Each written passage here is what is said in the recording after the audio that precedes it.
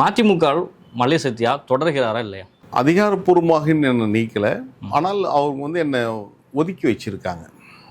ஏன்னா ஈரோடு பொதுக்குழுவில் நான் பங்கேற்க வேண்டும் என்பதற்காக லண்டனுடைய பயணத்தை 4 நாட்களில் முடிச்சுட்டு ஓடி வரேன். கட்சியாக என்னுடைய பயணமானால் கட்சிக்காக நான் முதலிடம் கொடுத்து வந்தேன். ஆனால் நான் பேசக்கூடாது என்பதற்காகவே அந்த பொதுக்குழுவில் என்னை பேசாமல் மதிய உணவோடு முடித்தாங்க.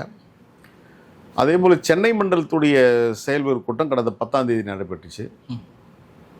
நான் பங்கேற்கக்கூடாது, நான் பேசிவிடக்கூடாது என்பதற்காகவே முன்னால் நான் உயிராக நேசித்தேன் என்பது என் அன்பு தலைவர் வைகோ அவர்கள் உலகமே தலைகீழாக புரண்டாலும் என்னை அவர் கைவிட மாட்டார் என்று என்னுடைய நம்பிக்கை வீண் போன அந்த நாள் இந்த மாதம் 9ஆம் தேதி.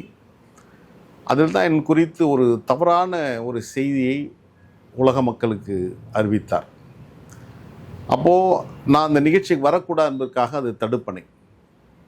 அப்போது 10ஆம் தேதி நடைபெறும் அந்த நிகழ்ச்சியில் என்னுடைய பெயரோ என்னுடைய புகைப்படமோ போடக்கூடாது என்று கடுமையான உத்தரவு போடப்பட்டு சென்னை மண்டலத்தில் நான் களமாடிய இந்த பகுதியில் கட்சி தோழருடைய இன்பத் துன்பங்களில் பங்கேற்ற நான் கழகத்துடைய ஜீவாதார உரிமைகளுக்காக போராடுகின்ற போராட்டக் களங்களில் பங்கேற்ற என்னை புறக்கணித்தது மறுமலை திமுக. எனவே புறக்கணித்த நிலையில் என்னை ஒதுக்கி வைக்கப்பட்டிருக்கின்ற நிலையில் அதிகாரப்பூர்வமாக இன்றும் அவர்கள் நீக்கவில்லை என்பதனால் நான் இன்றும் மதிமுகவை துணை பொதுச் செயலாளராக நீடிக்கிறேன் என்று நம்புகிறேன்.